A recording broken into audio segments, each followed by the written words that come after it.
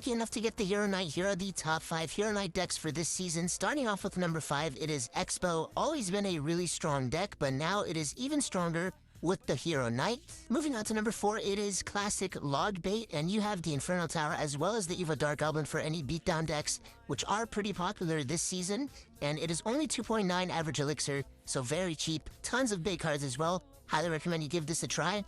Usually it has either Knight or Valkyrie, but now with the Hero Knight, I highly recommend using the Knight over the Valkyrie. Down to number 3 is classic Hog 2.6, but you have the Hero Knight instead of the Ice Golem. And if you're lucky enough to have Hero Musketeer as well, this right here is one of the strongest decks this season. The only reason I don't have it as number 1 or 2 is because of how much stronger the other decks are, but I highly recommend you give this a try. If you can get really good at this, you can push up really high. Number 2, you have Mortar Bait, and this combo right here is incredibly strong, guys. You have a very quick cycle as well, and if you have Hero Musketeer, you can place it instead of the Dark Goblin and move it right there into the hero slot.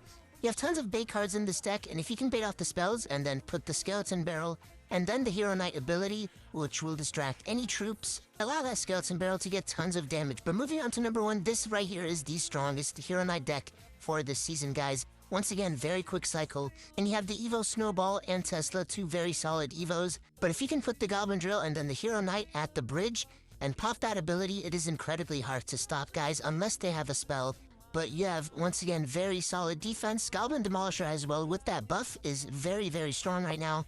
You have the Poison as well, very quick cycle cards, and I highly recommend you give this a try. Also a very high skill cap deck, so if you can get really good at this, you can also push really high up. But these are the top 5 Hero Knight decks for this season. Let me know what you guys want to see next, and follow for more.